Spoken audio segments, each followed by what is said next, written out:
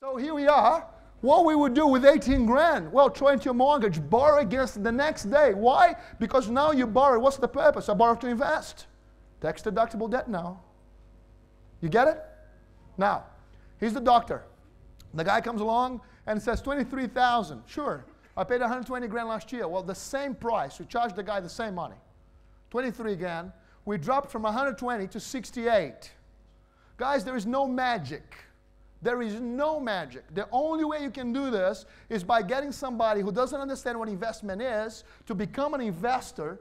Now I've been taking you through unconscious. You now start to become conscious, and now you start to become competent. And I'm taking you through the steps, right? Now what's actually happening here, imagine if you reduce somebody's tax bill by $52,000. Whoa, that's $1,000 a week. Right. That's what our accounting firm is all about.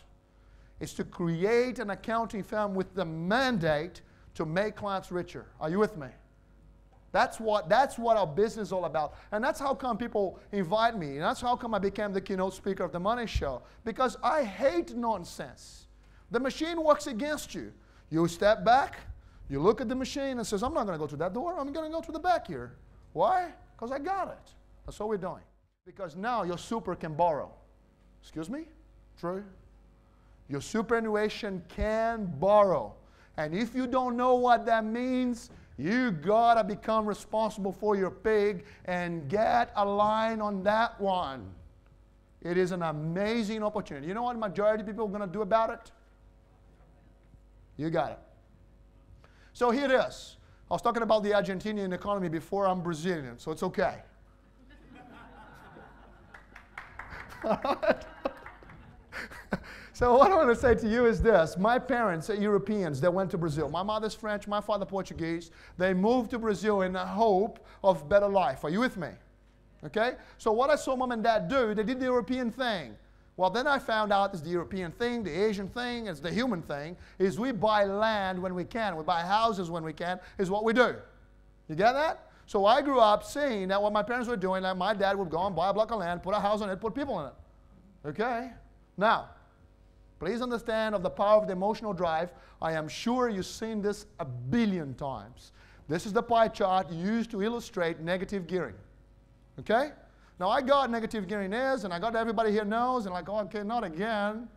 But I'm not going to talk about the numbers. I'm going to talk about the emotions. The emotions behind it. So when I got here from Brazil to Australia, in Brazil, when you buy a house, the tenant pays 50% of the bills by paying you the rent. And that is the end of the story. You understand? So you buy a house, the tenant comes in, pays you the rent, he is paying for 50% of the bills. You got to find the other 50% of the bills.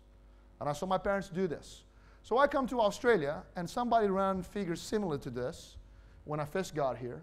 And I said, look, man, if you went in Australia and you borrow a house for $375, you borrow an extra $25 for cost. What cost? Stamp duty, solicitor's fees, blah, blah, blah, blah, blah. Total borrowing is $400. Then you got to pay rates, you got to pay interest rates, you got to pay standards and insurance, manage fees, blah, blah, blah, blah, blah. You got to welcome, you just picked up a $38,000 bill, right? But here comes your first partner, starts paying you rent. Guys, the same thing with a share portfolio. We just wouldn't call it rent. We call it dividends. Are you with me? Okay? So I use a lot of property, but I remember what I said because everybody in the room knows rent. Okay? But at the end, I'm going to put this whole thing together. Now, this is the end of the story in Brazil.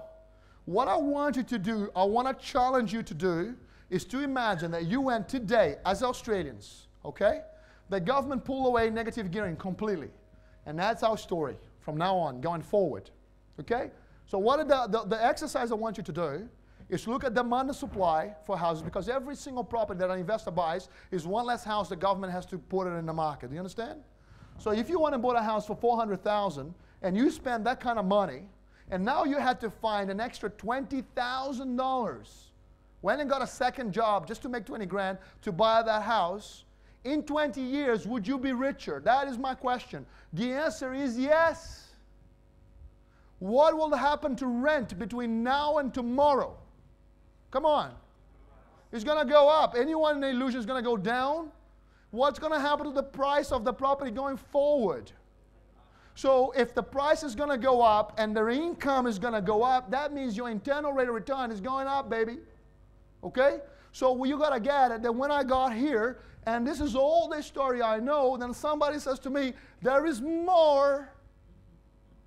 I said, well, how does it go? Well, man, in Australia, when you do not make that 20 grand, the property is called negatively geared. In other words, you got to go out of the house and find another 20 grand. Guess what? The government is going to allow you to deduct that $20,000 gap against your other income. No. Yeah. So I went up to Australia and says, is this true? And the guy says, yeah. Is this real? Yeah. Oh, how many houses have you got? Should be right, mate. It's always been there. I'm going, oh, hello? Hey.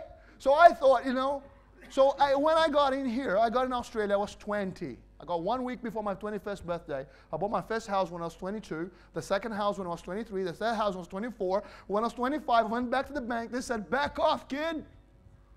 You're a student, for crying out loud. Do you get the emotional drive? Because somebody said that to me, and I said, no way. So look, check this out. Somebody can drive $375,000 worth of equity for $200 a week. An average Australian can drive $400,000 of equity for around $200 a week.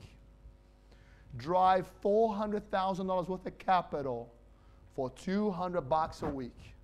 I wrote to my father, spoke to him on the phone, and says, Dad, this is going on. You know what he said to me? Don't do it, son. It's a scam.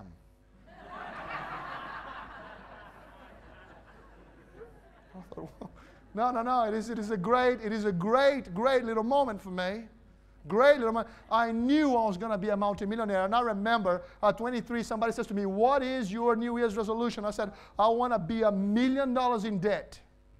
And I still remember the eyes rolling, going like, I'm not going to the casino. I'm going to buy houses. You get what I'm saying? And that's the emotional drive on not taking Australia for granted. That's why the wogs come here. And they got nothing like it at home. And they get here and says, I'll do it again. It is amazing. It's an amazing place. Now, let's put the price of the property up. What if the property was 420? What if the property is 500? Bottom line is, by the time you're finished, your output is very little. Are you with me? Now, this weekend here, you're going to learn all sorts of strategies about buying, improving your position, doing all sorts of different things. I said in the beginning, I'm the boring guy. Okay? My strategy is buy and hold, never sell. But I don't have the time to actually cover why. I come from that end. Okay? So I'm the boring guy who comes and begs you to have your accounting done properly, begs you to have your financing in place, begs you to build a chain reaction. Why? Because you can. Now I'm going to take you there.